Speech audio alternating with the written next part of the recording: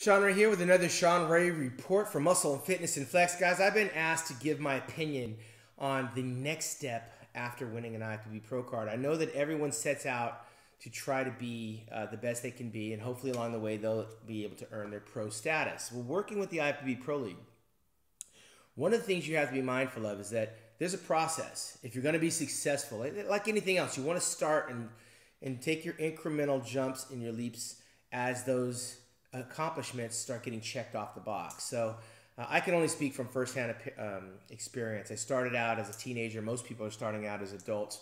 But as a teenager, I did some teenage shows. Then I moved into the junior national level. Then I moved into the international level. I went over to Australia at 20 and won the Junior World Championships back in '85. And came back to the States. And now that I was 21, I competed in a state competition. I could have gone higher, but a state competition made sense. So I did the California Championships and won there. That qualified me to go on to the national stage. And I went over to Atlantic City, New Jersey, and I competed in the national championships, the fifth one ever in 1987. I followed in the footsteps of Lee Haney. Of course, he was the very first national champion in 1982, and then Bob Paris won the second one in 1983. In 1984, we saw Mike Christian, Big Mike. In 1985, it was Phil Williams. And in 1986, we had the South African Gary Stridham. I was lucky number 5 in 1987 to win that title.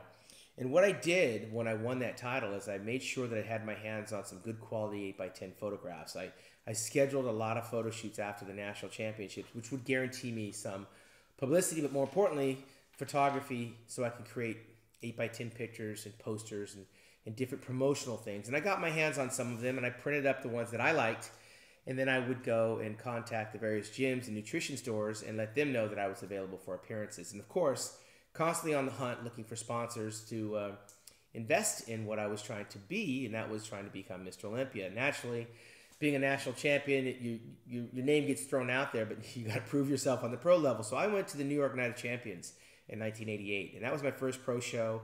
Wound up in 4th place, and at that time, the top 5 qualified you for the Mr. Olympia. So I was on my way to the Mr. Olympia in September of 1988, actually, one day after my birthday here in Los Angeles. Didn't have that far to travel. And I wound up in the middle of the pack. I believe I was 13th or 14th place with a star-studded lineup of about 24, 25 athletes. And when I say star-studded, I'm talking Lee Haney, Bob Paris, Samir Banu, Robbie Robinson, Albert Beckles, Ron Love, Gary Stridham, Mike Quinn, Labrada. I mean, I was the biggest fan of bodybuilding. And at that moment, it didn't matter winning or losing. It just being part of the fraternity was fun. And I thought, man, this is cool. But then I realized that some of those guys went home with pretty fat paychecks. And some of those guys I thought maybe I could potentially beat. I mean, there were some I didn't think I could ever beat. I mean, Bob Paris, Labrada, Rich Gaspari. I thought these guys were the immortals of bodybuilding. I could never beat those guys, not at that stage. And at any stage in my mind's eye at that time. But there were a few. I thought Mike Quinn, I think Mike Quinn got like 5th place in that Mr. Olympia. He was 204 pounds. And I thought, he's all upper body. I can beat that guy. But I wasn't in condition. But I took that back to the gym with me, and I thought about that he's an inferior bodybuilder with inferior genetics beating superior genetic freaks.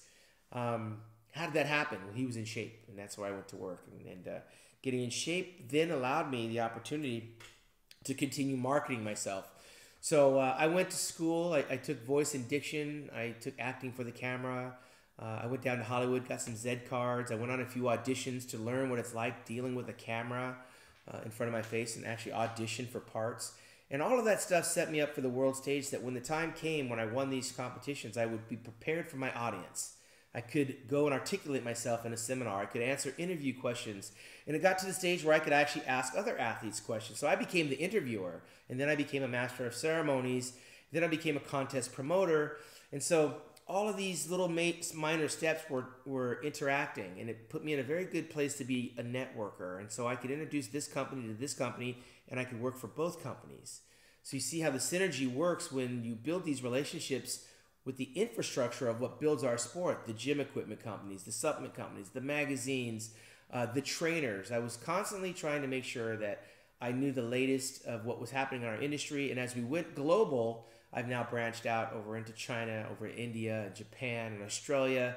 and Germany for that matter. So I am one of those guys that, because my passion runs deep beyond my physique, I've been retired for 18 years, but giving back is the only thing I have left. My wisdom, my knowledge, the only way I can share that is through producing, and that's why I have Shawn Ray Productions. I can produce things, and I can also connect people. So if I have one word of advice, move slow. Slow and steady wins the race. Get informed, educate yourself, know who's winning what and where. Involve yourself with these contests. Go to the shows so you can know who's judging the shows. Not only that, who's winning, and also who's sponsoring and who's promoting. The more educated you are in the sport that you're involved in, the better opportunity meets the road when you're prepared. So it always, what do they say? They say opportunity comes to those who are prepared, study, learn, and pay attention. And that's it in a nutshell for the Shawn Ray Report here at Muscle Fitness and Flex.